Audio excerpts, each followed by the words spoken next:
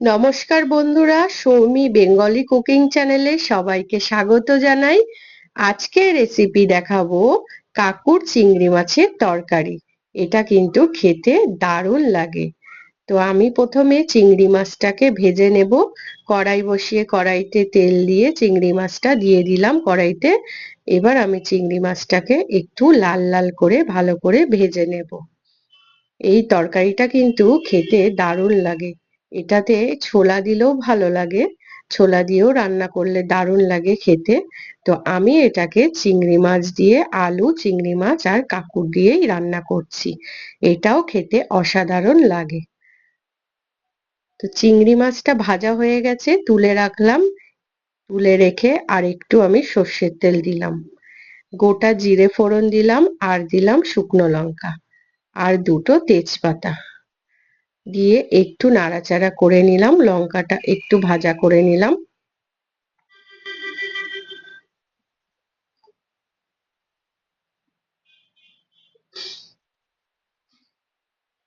এবার আমি এর মধ্যে দেব আলু। ছোট ছোট করে আলু আমি কেটে নিয়েছি। আমি একটা বড় সাইজের আলুকে ছোট ছোট করে কেটে নিয়েছি। আলুটাকে ভালো করে একটু লাল লাল করে ভেজে নিতে হবে।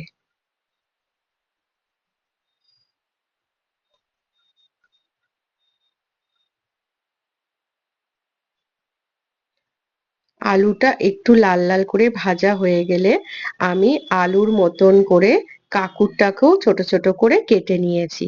কাঁকুরটাও আমি এই আলুর মধ্যে দিয়ে দিলাম। দিয়ে আলু আর কাঁকুর আর একটু ভালো করে ভাজা করে নেব একসাথে।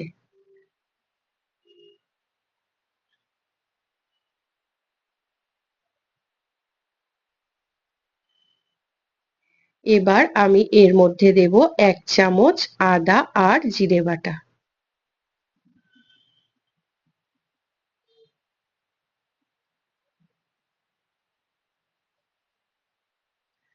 আর দিলাম দুটো কাঁচা লঙ্কা। এটা বেশি ঝাল ভালো লাগে না, তো একটু মিষ্টি মিষ্টি হবে তরকারিটা। দুটো কাঁচা লঙ্কা দিলাম, যেহেতু আগে দুটো শুকনো লঙ্কা দেওয়া আছে ফোড়নে।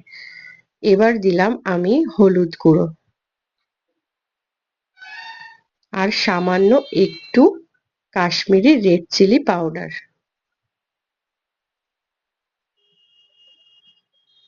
আর দেব স্বাদ মতন লবণ। দিয়ে আবারও একটু ভালো করে নাড়াচাড়া করে নিলাম।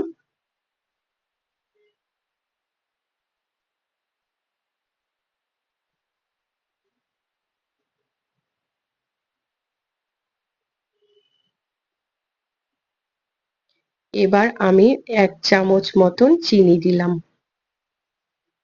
আর দিলাম একটা বড় সাইজের টমেটো কুচি।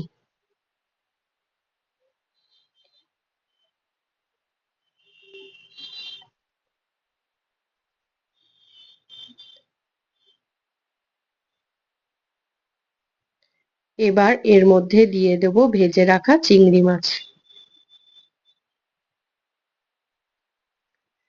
ভেজে রাখা সব চিংড়ি মাছটা দিয়ে দিলাম।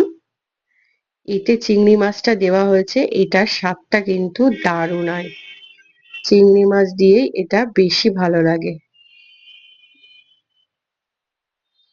এবার আমি এতে পরিমাণ মতো জল ঢেলে দেব। এটা একেবারেই শুকনো হবে না, একটু মাখা মাখা টাইপের হবে।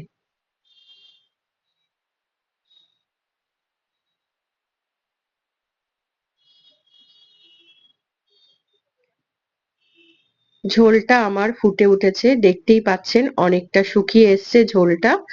এবার আমি এর মধ্যে অল্প একটু গরম মশলার গুঁড়ো আর 1 চামচ মতন ঘি দিয়ে দেব। দিয়ে এটাকে নাড়াচাড়া করে নামিয়ে নিলেই আমার কাকুর চিংড়ি মাছের তরকারি রেডি। তো রেসিপিটা ভালো লাগলে অবশ্যই কমেন্ট করতে ভুলবেন না।